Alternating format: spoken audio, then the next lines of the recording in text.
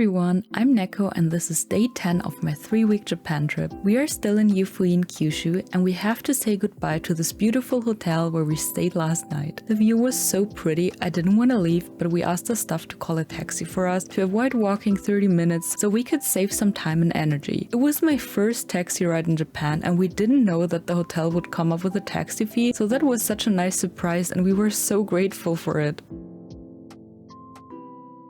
The taxi experience was similar to the ones I know from other countries, and the driver was so polite when he let us out at Yufuin Station. We wanted to grab some breakfast in a spot close to Kinrin Lake because it looked so cozy, but we arrived there and it was still closed as we came here quite early. Most breakfast places open at 10 or even 11 AM in Japan, so consider that in your day planning. Since we already lost time by walking there, we decided to go to the miffy bakery we saw yesterday. On the way there, we passed Floral Village again and it was so empty in the morning, so we took a few videos and pictures before continuing. If you want to see more of this, I recommend you to watch my last vlog.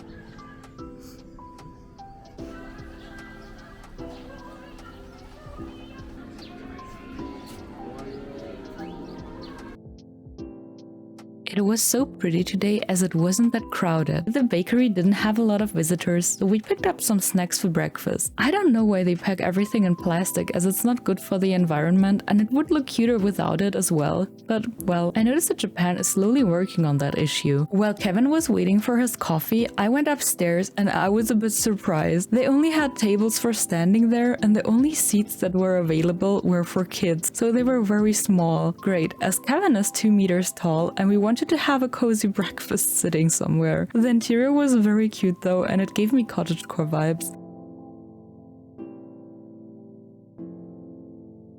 And I love Kevin's reaction when he noticed the seats. We still found a little corner where we could sit and Kevin had a cube bread which was filled with, well, you're gonna see it, but it was mainly air and both of us were a bit surprised. I had this super cute miffy bread, which is filled with chicken, and it was delicious, but it was a bit small. So this whole experience was a little bit disappointing as we were still hungry and we decided to look for a second breakfast place as we suddenly turned into hobbits while we were in Japan. I guess that's the only explanation for it. In this side alley, I found another place in Google and I show you the way there the other way around as I didn't film when we got there. But you see this sign here and take up the stairs and then you arrive in this cafe. You don't see a lot of Western tourists in Yufuin, but all of them met here, including us. I guess we all just wanted some proper breakfast, and what you got here was so amazing and it was so delicious, so it was totally worth coming here. And oh my god, it was so much better here and even cheaper than the 3 things we got at the miffy bakery. The sandwich had tasted really good and I was ready for the day. Most visitors also left and they were ready to explore the city. For us, it was time to leave Yufuin. We really wanted to visit Beppu as well and we were so lucky as we got seats for the sightseeing train. Everyone was so excited for the train to arrive as it has some bigger windows and special snacks, which makes it a unique experience, and it even has a beautiful logo.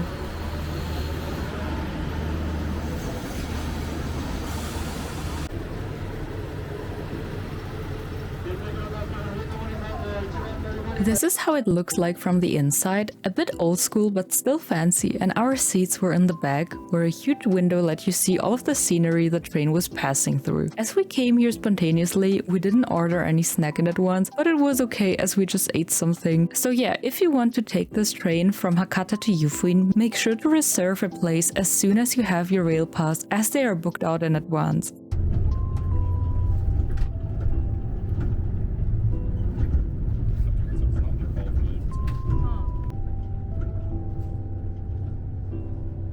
I loved watching all of this nature on our way to Beppu, and it was another sunny day in November. I was so happy about that. We arrived in Beppu and I did not take a video of the train station, but we immediately took a bus to our first destination, one of the hells of Beppu. Beppu's hells are a series of spectacular hot springs. What makes them special is their vibrant and otherworldly appearance due to different mineral composition in each spring. The 7 major hot springs, known as the hells of Beppu, show striking colors ranging from a deep deep blue to a blood red, and they are created by the high concentration of minerals like iron, sulfur, and magnesium in them. Because of time reasons and because you had to pay an entrance fee for each one, we only visited 2 of those, this one being our first, and we paid 400 yen for the entrance fee. You can also pay 2000 yen to see all of them. There was steam everywhere and it smelled kind of bad. The whole attraction was in a beautiful park and they really put a lot of effort into this. You can see one of the hells steaming like crazy and everyone was taking pictures.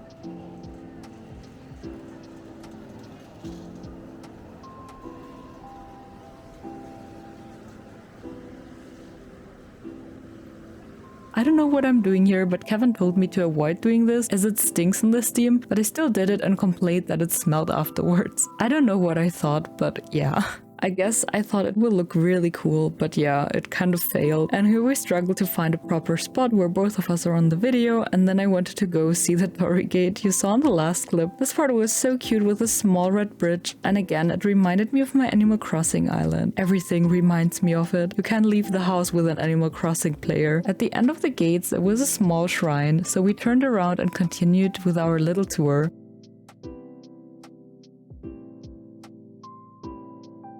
Those hells may be looking inviting with their clear water, but they're actually 98 degrees Celsius hot, so I would avoid taking a bath in them. They even had this red hot spring which literally looked like it comes out of hell, so that was a really cool spot.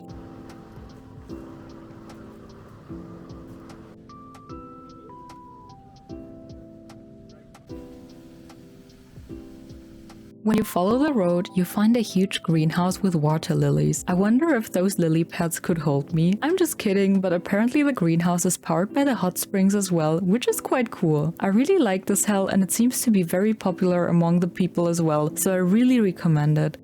They even had food baths, but I was wearing tights so I had to skip this part. Would be really nice after all of the walking we did on this whole trip though. Then we left this attraction and oh my god, some of the buses looked like onis and had little horns. I didn't take a proper video, but you can pause it to see it in the beginning. I really love those cute concepts in Japan. I think in the next video I will show another special bus. We arrived at the next hell and I really liked this one as much as well. The entrance fee was 400 yen again. When I used to stream on Twitch, my mascot was a stone that was painted to look like a cat, and I was so excited when I saw the variety of stones like my cat stone. I felt like I was destined to come to this place. They looked so funny and cute at the same time, and they filled my heart with happiness.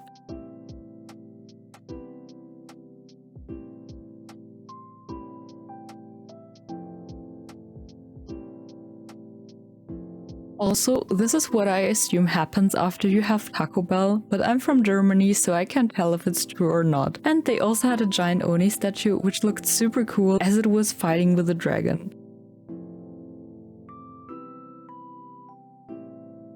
In this hell, they had more interactive stuff going on. You could try some of the onsen water as well, and I told Kevin to drink it immediately. He asked me if I'm crazy because it's very hot, so we had to wait. How boring. Then I tried it as well, but even though we waited, it was still hot, and you can see that I wasn't the biggest fan of it when I tried it. This is why I don't like tea either. The time frame for drinking it in a perfect temperature is just so short, it's frustrating. And they also let you try some food that was steamed in the hot springs. I mean, okay, you had to pay for it, but it was so worth it. And next to the tables for food, you could take a food bath as well, so you can eat while resting. I tried this onsen pudding first, and oh my god, it was so delicious. It was not too sweet, and if I could, I would love to eat that again right now. I don't know what the egg said that made me laugh so much, but we also tried this one as it was an onsen egg. While Kevin was eating, a person that worked there came and asked us if we can put some soy sauce and salt on it, as it makes the taste even better. Kevin thanked him, and he was right. It really made the egg taste even better. I would definitely recommend to come to this hell as well, as it's a short walk from the other one we've been to. We continued our tour, but unfortunately, most of the information was in Japanese, and they even did some tours in there, but they were in Japanese as well. But it was still interesting to watch, even if we didn't understand what it was about.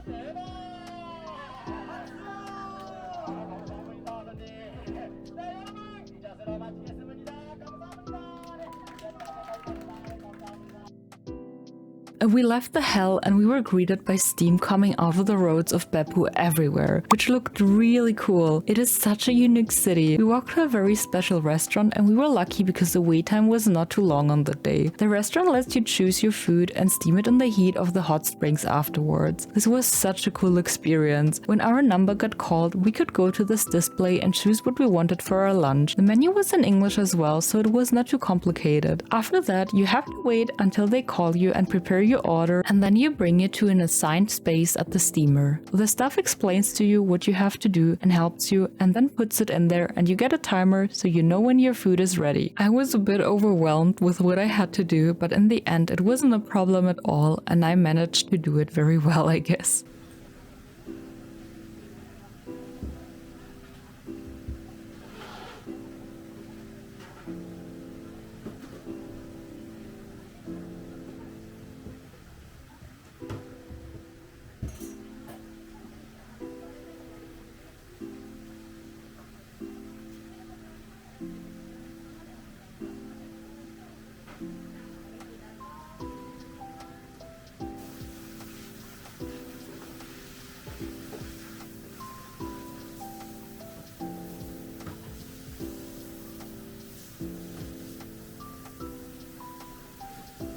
A few moments later.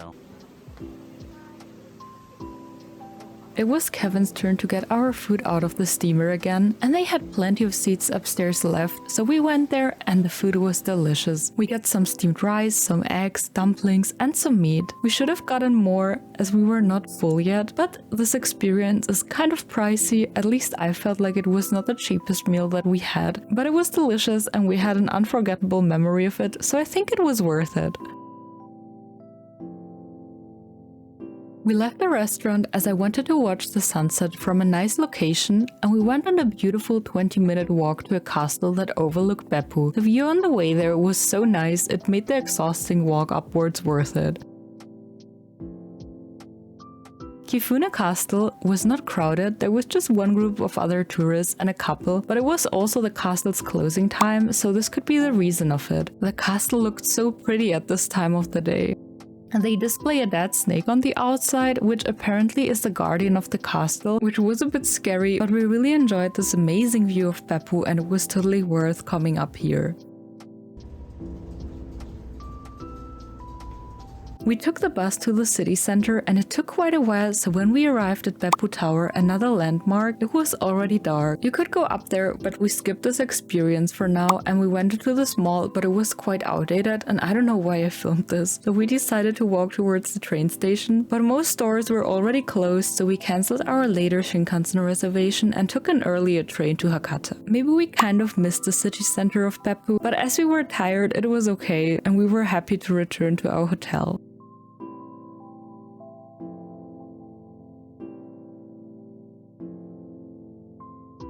As we were hungry, we headed to a Ichiran Ramen store at the Hakata train station, and the ramen was so good again. Then we took a stroll through the Christmas market on the main station. It was so pretty and I loved the glowing decorations, and I loved that they had so many seats available.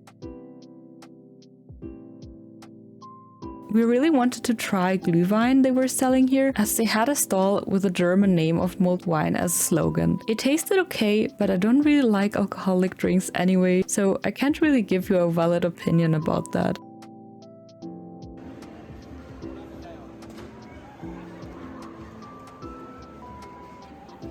After that, we went back to our hotel, ready for the next day. And thank you so much for watching, everyone. I see you next week for the next vlog, and I'm so excited to show you what we did.